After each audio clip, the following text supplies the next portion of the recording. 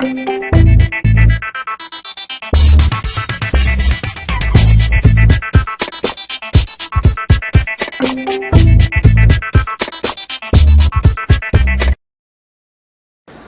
noite, pessoal de casa, meus amigos aqui na sala de aula.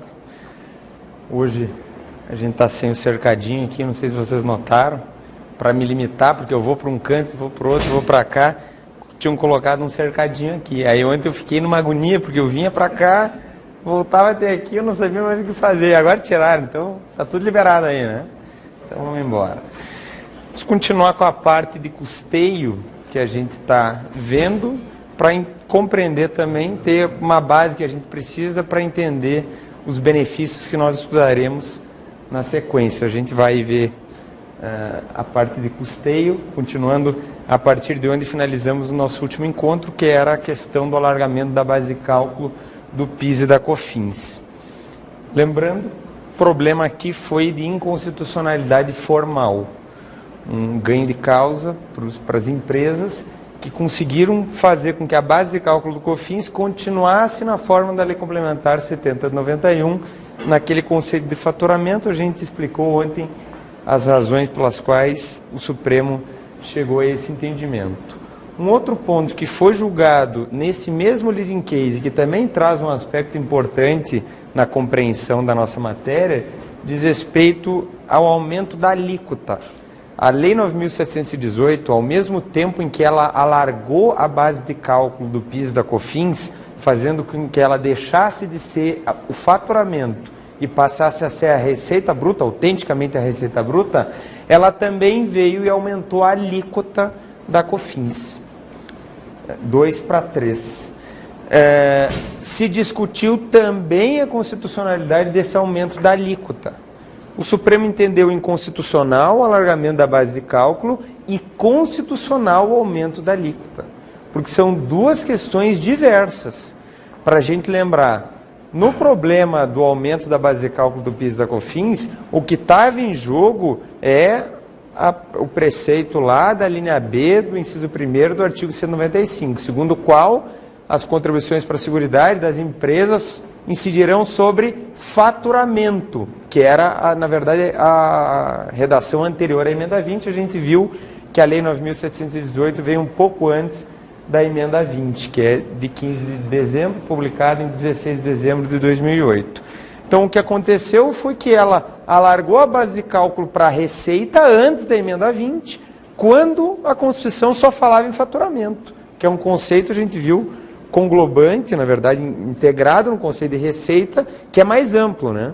Mas que é menor, né? São círculos concêntricos, mas o faturamento é menor do que receita bruta. Então, o problema foi esse. Veio a lei dizendo que era para incidir sobre a receita bruta, quando a Constituição, à época, somente falava em faturamento. Então, o problema foi com o alargamento da base de cálculo.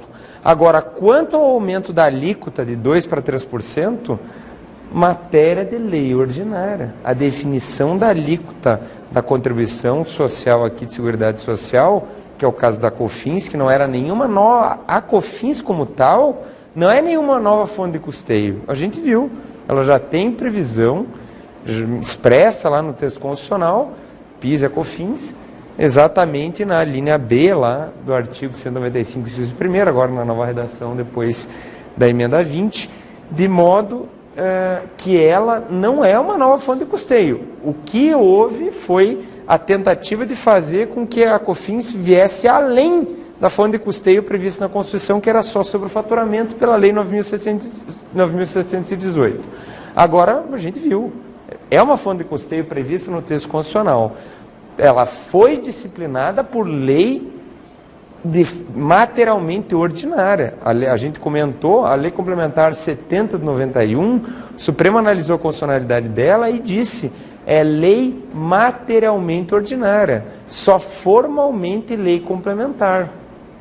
Vejam, é o inverso, pessoal. A gente tem que, na área de direito tributário, tem que saber bem esse fenômeno da recepção, da força de lei complementar ou de lei ordinária, porque tudo começa com o Código Tributário Nacional, que tem força de lei complementar, mesmo sendo lei ordinária. Aqui o fenômeno é o inverso. Na Lei Complementar 70 de 91, que a gente viu que foi a que criou a COFINS. É uma lei complementar com força de lei ordinária. O que acontece? O problema entre lei complementar e lei ordinária não é de hierarquia. Não há hierarquia entre lei complementar e lei ordinária. Essa tese furou. Até vamos comentar bem essa questão aqui na isenção das sociedades prestadoras de serviço regulamentado, que gozavam de uma isenção que foi revogada. Estava em lei complementar, foi revogada pela lei ordinária. Não existe hierarquia entre lei complementar e lei ordinária. O que há é campo temático diverso reservado a uma e outra. Lei complementar só deve vir à baila quando a Constituição expressamente a exigir. Se a Constituição não exige lei complementar, o assunto é de lei ordinária.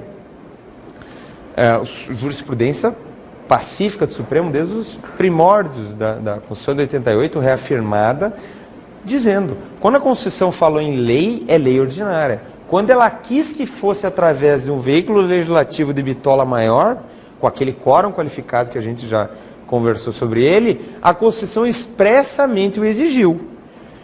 Então, o problema não é propriamente hierarquia. O que pode acontecer é uma lei ordinária tratar de um assunto que era reservado à lei complementar, quando ela será formalmente inconstitucional, porque, na verdade, ela não conseguiu ser aprovada com o quórum que a Constituição exigia por trás daquela matéria.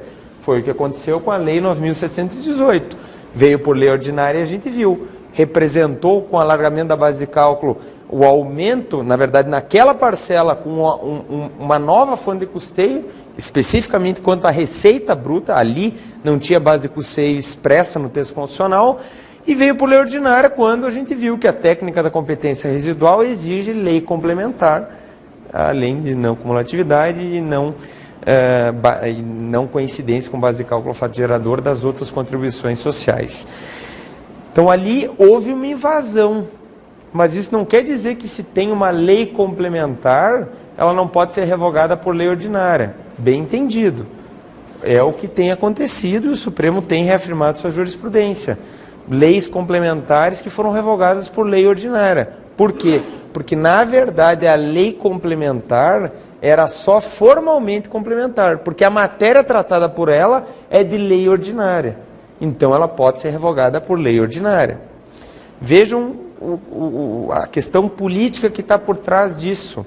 O Supremo poderia ter o STJ, nessa outra questão a gente vai adentrar especificamente colocando num exemplo julgado aí pelo STJ, pelo STF, o STJ entendeu que havia hierarquia. Lei complementar não pode ser revogada por lei ordinária, independentemente da matéria tratada nela. Já o Supremo disse que não. O problema não é de hierarquia. O STJ dizia, viola o princípio da hierarquia das leis. Uma lei ordinária revoga a lei complementar. O STF disse, não é problema de hierarquia. O que pode acontecer é a lei ordinária estar se imiscuindo no campo que a Constituição reservou só à lei complementar. Quando então ela será formalmente inconstitucional. Mas por esse fundamento e não por outro. Agora, se ela tratou do campo que é dela e a lei complementar que estava adentrando no campo que não é dela, a lei complementar tem força de lei ordinária e pode ser revogada como tal. Então são dois fenômenos que a gente vê no direito tributário, pessoal, a gente tem que saber lidar muito bem com eles. Primeiro, uma lei ordinária recepcionada com força de lei complementar.